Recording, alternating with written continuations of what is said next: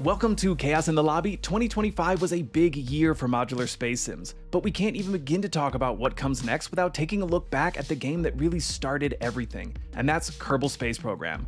I had the privilege this past year of interviewing a number of people who worked on Kerbal Space Program and Kerbal Space Program 2, including the game's creator, Harvester. So let's ring in the new year with some of the highlights from those interviews. If you're interested in seeing any of these interviews in their entirety, they'll be linked in the description below. And if you want to see other interviews and deep dives with influential people exploring the human interest side of gaming and the people behind the projects, make sure you subscribe for more. And if you want to go a step further and support me and my channel, you can join as a member and receive extra perks like early access to new episodes of this podcast, Chaos in the Lobby. Now, let's get started.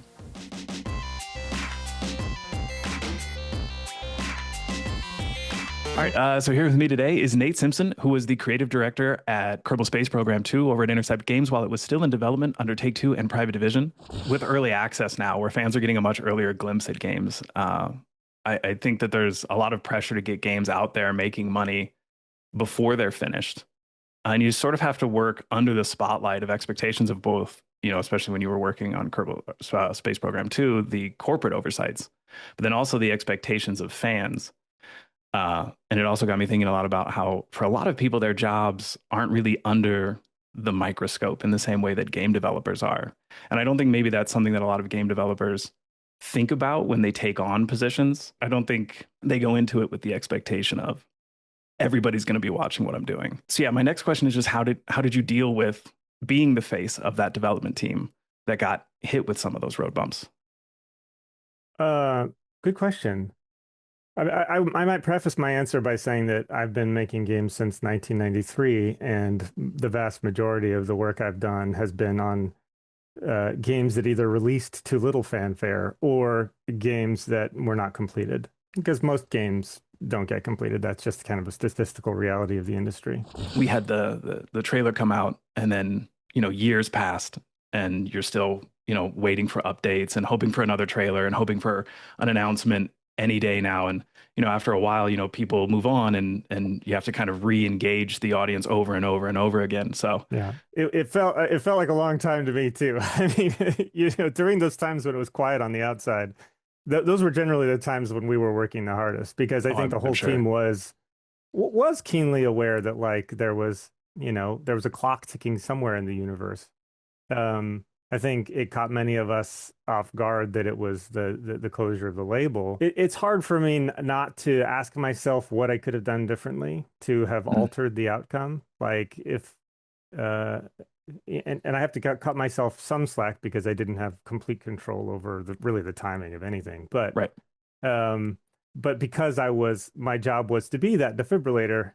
I sometimes wonder if there could have been something I could have done internally, for example, like to just radically alter the situation so that, there was more time or more money. I always felt like, for me, Kerbal Space Program wasn't a multiplayer game. And I know that Kitten Space Agency is also aiming to be a multiplayer game. And that's a feature that people really, really wanted. But just for me personally, it's not a feature I would have used. And so I was specifically wondering how much you felt trying to put multiplayer into the game, because it's a complicated thing to do with time warps and that's all the certainly physics. true. And yeah. So maybe I'll speak to like what the fantasy that got me out of bed in the morning was, because it did involve multiplayer, but kind of peripherally. I mean, the thing that I was most excited to do was to use the colony system to sort of pick these spots of interest on various planets, build a colony, play dollhouse with a colony, use that colony to create new vehicles, specifically like resource collection rovers, set those rovers on automatic delivery routes, because the whole plan was that it would, if you ran a route and collected the resource and came back, you could then automate that and repeat it.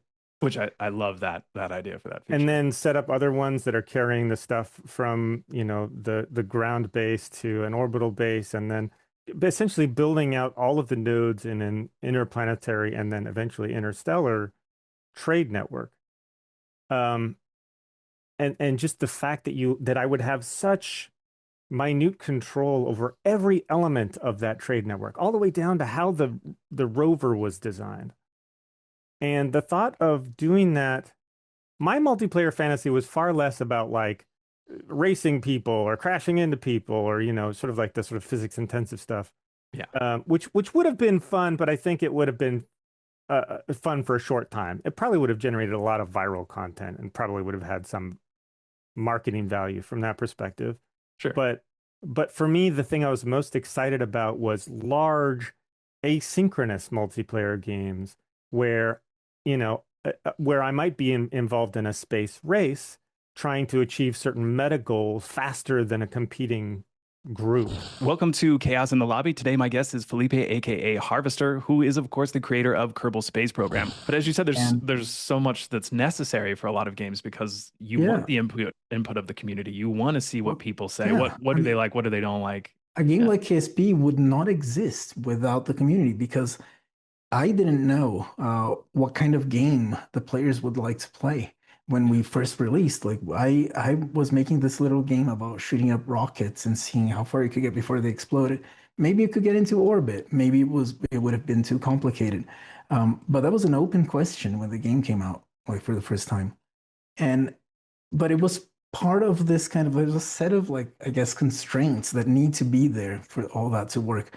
Like the game has to feel like it's coming from this like from a place of just the best of intentions, if not the best of technical capacity. yeah. um, which is like definitely in my case, like there was no competence, but there was a lot of enthusiasm. So Speaking of, I mean, volumetric, obviously that Black Rack and he created plenty of mods and visual mods for Kerbal yeah, Space Program. Some of which are just absolutely stunning. And it's amazing it's that he got them to I mean, work the the man way that he is did. insane. Like, what can I say? Like, we're all equally shocked at the Yeah, things he comes out with. Like, yeah. it's dark magic what he's doing. Like, it's But what's it like getting to work with him and Daichi and several other people who did create mods for Kerbal Space Program? Had you spoken to them before Kitten Space Agency, or is um, this kind of a first no, meeting? no, actually, uh, yeah, it's actually really cool. Like, it's all like Yeah, really great people who are you can see like just by talking to them like that they have that same trait, like that quality that we got like from the original developers in yeah. KSP, that they are doing it because they really, really love it and they don't want to do anything else if they can do this in any way. And I mean, I'm one of them in that. Yeah. Like I'm nerding out every day now in KSA, Well, I just as remember it. when they first announced it, and they said, "Oh, Black Rack's involved, Daichi's involved, oh, Harvester's involved." It was kind of a, I don't know, like an Avengers Assemble kind of like moment where like all of these incredible people who were involved in KSP are now coming together and make the spiritual successor. Uh, That was yeah, that was magical again. Like that yeah, was one of those things where like I mean, for my part, I'm just glad to be involved right. Yeah. this time. Like yeah, um, and yeah, I mean, it feels like it's kind of like recovering, like bringing back something that was lost in the process.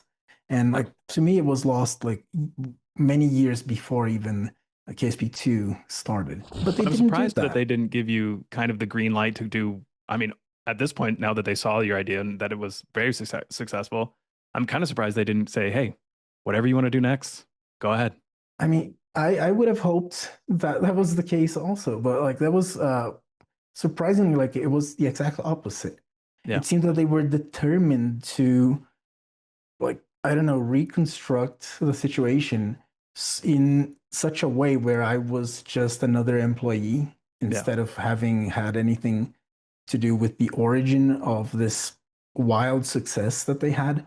Um, and And it just maybe felt that was weird. a big part of it is that they, you know, Yeah, it's just really hard for me to justify like why they would have wanted to do something like that.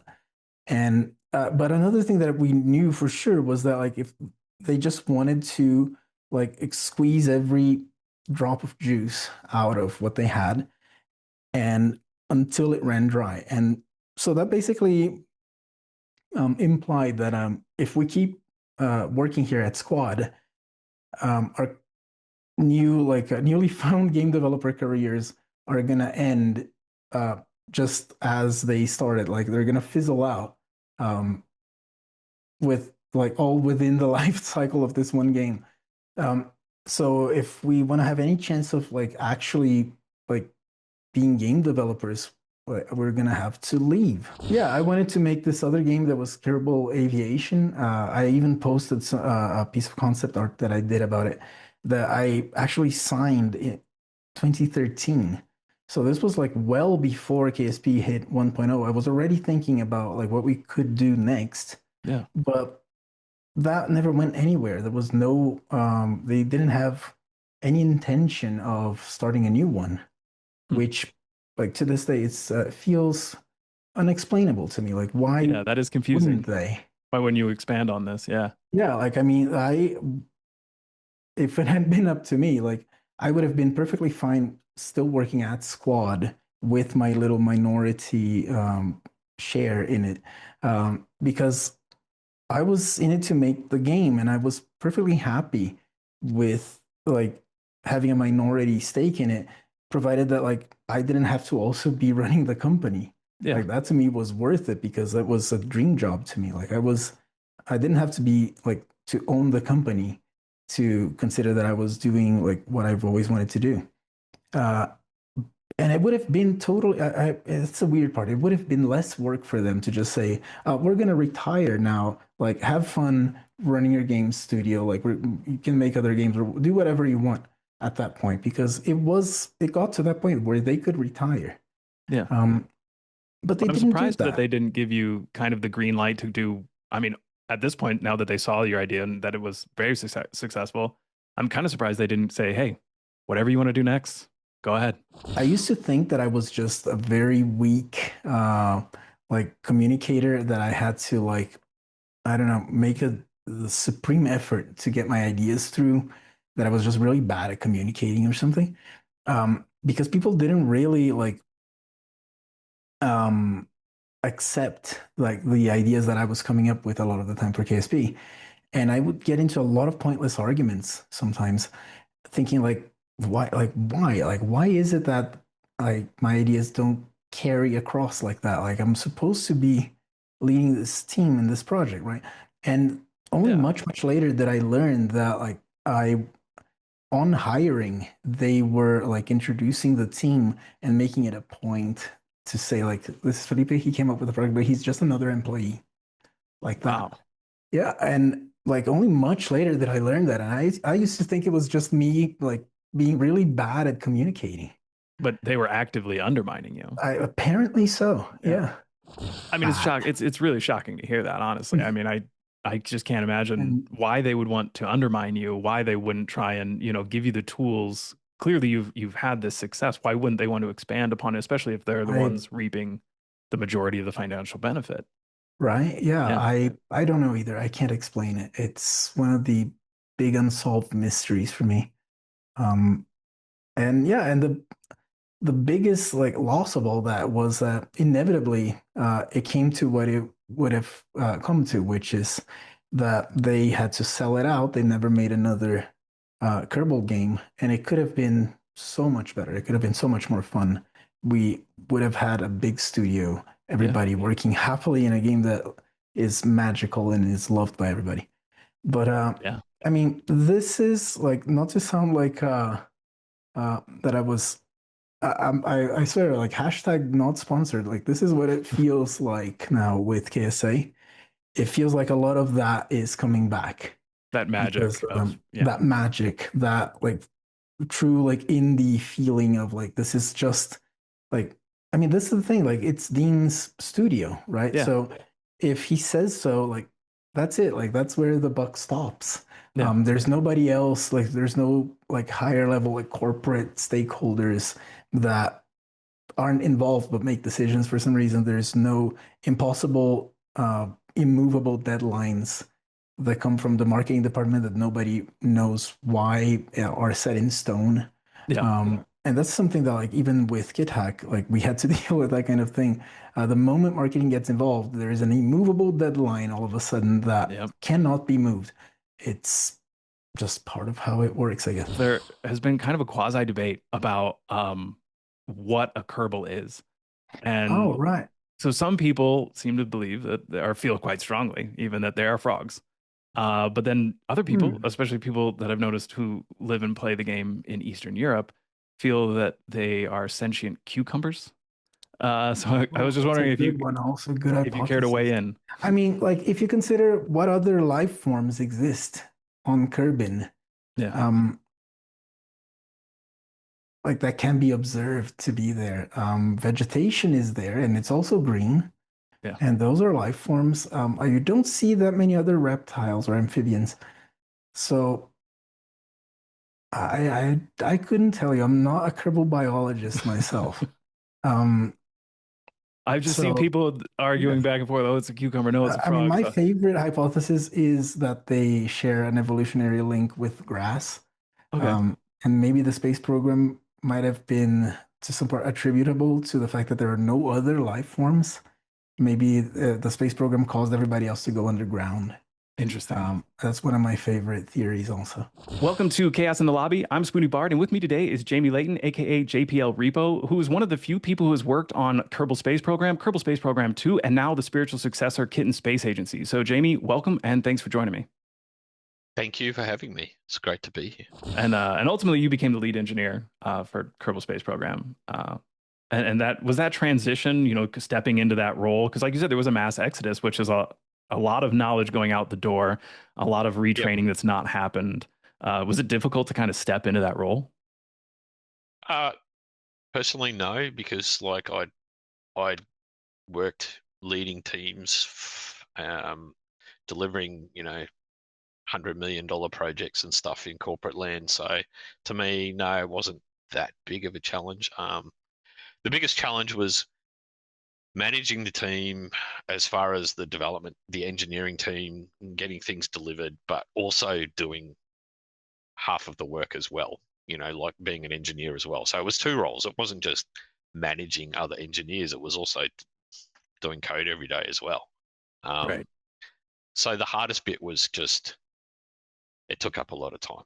What was it like kind of jumping into the team at KSP2? Was it familiar or was it because we kind of have been we don't know a lot about the KSP2 code. Obviously you do, but uh there's always been rumors that it was built primarily on KSP1's foundation. So was that something that was difficult to jump into or Will I get in trouble for saying anything? I don't think so. Yes, it was. It was very much built on KSP1's foundation, much to our horror, I think. Um, yeah. Uh, It was different. They had built some different things to try and solve some of the problems from KSP1, but a lot of it was the same. Um, yes, we did our second DLC, and then we started pitching because originally we were told the squad would remain like a label kind of thing, and that we would perhaps get a different project to work on. And we pitched a whole bunch of ideas of things we might want to build that were Kerbal themed. Um, But then I think because KSP2 was sort of really struggling, so I remember we had conversations about, well, look, yeah, we need you to come and work at, I think it was still called Star 3. I wanted Intercept Games by then. No, it was Intercept Games, I'm pretty sure. Um, yeah, so we started working on it. Basically, they closed up shop on squad. The whole team got transferred over. Um, and I think we were accepted and loved. You know, Nate and everyone was really good to work with. I think they all saw us as like, oh, it's the KSP gods or the squad gods, like they've come to save us, kind of thing. But it was it was not that. Yeah, so we slotted into the team and started working on stuff and trying to help them figure out some stuff and from our learnings on KSP1. Um, and it was an uphill battle the whole way. I think the technology, the fact that it was Unity, the fact that it was, yeah, its foundations were KSP1, even though they'd built a whole new sort of bunch of stuff around how the simulation worked and that. Um, we were always struggling with the limitations of the game engine. It was a real struggle. We don't know a whole lot about how colonies were going to work in Kerbal Space Program 2. Are you able to disclose kind of the system that you guys were going to put out? Yeah, well, I mean, Chris Nertia, he was the mind child for most of that work. I worked closely with him. Great guy. He's done some work on KSA as well, actually. So yeah, colonies. I mean, we had built a bunch of work around being able to create a colony in orbit. You could actually build modules. There were resources, so there were Kerbals.